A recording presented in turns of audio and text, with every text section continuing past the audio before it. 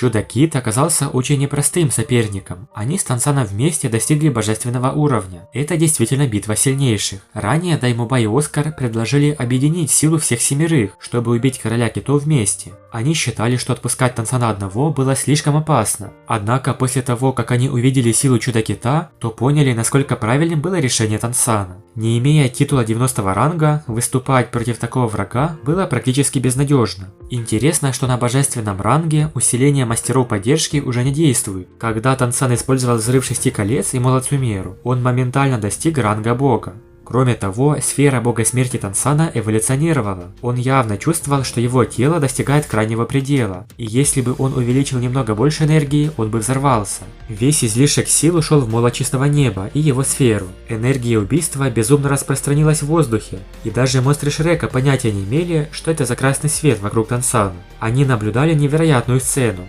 Позади Тансана появилась огромная красная фигура, которая мгновенно рванулась вперед. В глазах всех присутствующих Тансан исчез, слившись с этой красной тенью. Более того, молот чистого неба теперь находился в руке этой гигантской фигуры. С ревом, как первобытный зловещий бог, без каких-либо прикрас, молот чистого неба ударил со всей силы. В этот момент в небе появился огромный 100-метровый узор. Если бы Хулена была здесь, она узнала бы в нем сферу бога смерти, что она с Тансаном получила вместе. Только теперь этот огромный узор сферы был наполнен неописуемо огромной энергией, даже до крайности. Все наблюдавшие были потрясены до глубины души, их тела дрожали и не могли двигаться. Почему сфера бога смерти была такой мощной? Потому что она перешла на другой уровень. Только намного позже, став морским богом, Тансан понял, что произошло. Когда энергия Тансана и Чудо-Кита столкнулись, произошел взрыв. Казалось, даже пространство сильно искажается. Уровень моря внезапно упал на 100 метров, фактически сжавшись в гигантскую дыру этой неистовой энергией.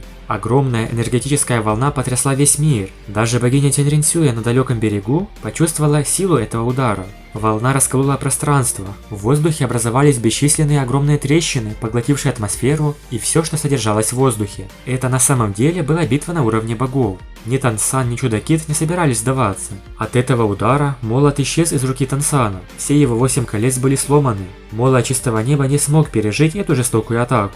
В то же время король китов пострадал больше, его пурпурная броня полностью исчезла, а тело постоянно дрожало. Атака Тансана уже сломила веру короля китов в победу. В этот момент сердце этого могущественного духовного зверя в миллион лет было наполнено страхом. За миллион лет, прошедших с тех пор, как он начал культивировать, он испытывал такое лишь один раз, когда столкнулся с морским богом в прошлом. Но теперь Тансан, будучи человеком на 96-м ранге, смог довести короля китов до такого состояния. А финальным аккордом стала техника скрытого оружия номер 2 – Кровь Бодхи. Его пробивная мощь действительно поражает. Потеряв все жизненные силы, Чудо-Кит больше не мог оставаться в человеческой форме. Когда он упал на воду, то вернулся в свое прежнее состояние, и 200-метровый гигантский кит врезался в поверхность моря. Отделившись от уровня бога, Тансан мог съесть колбаску Оскара, а поддержка Нинранрон снова пробудила его духовную силу, позволив ему чувствовать себя намного комфортнее. Битва с китом завершилась, но самое сложное ждет Тансана впереди. Согласно анонсу, он должен поглотить духовное кольцо и кость короля китов возрастом в миллион лет. Это было очень сложно и болезненно. Энергия морского бога и сила Асуры постоянно боролись в его теле, пока не получил это кольцо и кость. Духовная кость туловища самая большая и массивная из костей. Она должна дать Тансану сразу 4 сильнейших навыка. В итоге его тело достигло божественного уровня, даже не имея 100-го ранга. Его кожа, кости и вены стали чисто золотыми, как у богини Тяньринсюя.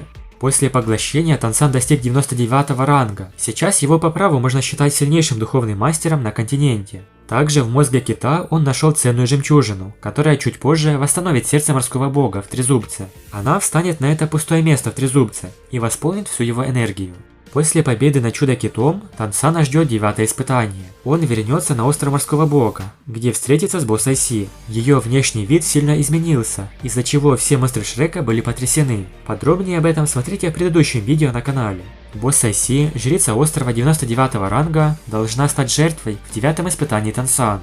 Точно так же, как это сделал Тяньдаолю для своей внучки Тяньринсюя. Но зачем вообще мастерам 99-го ранга приносить себя в жертву? Неужели без этого нельзя обойтись? Все-таки не хочется, чтобы босса Си умирала. Вот как это объясняется. На самом деле двери божественности или наследства могут быть открыты только кровью полубога. Иначе Тансану пришлось бы совершенствоваться еще несколько сотен лет. Если сравнить Босайси со зверем в 1 миллион лет, ее духовное кольцо в сочетании силы 99 ранга подтолкнет Тансана к божественности.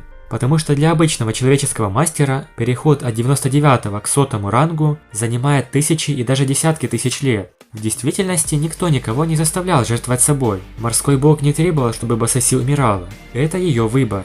В новелле говорится, что мастер самостоятельно выбирает положение верховного жреца и по сути составляет контракт с божеством, в обмен получая огромную силу и возможность достичь 99 ранга. Они выбирают жертву, если считают, что это стоит того. Вот как объясняется выбор Босайси согласно новелле. Она сама выбрала свою судьбу.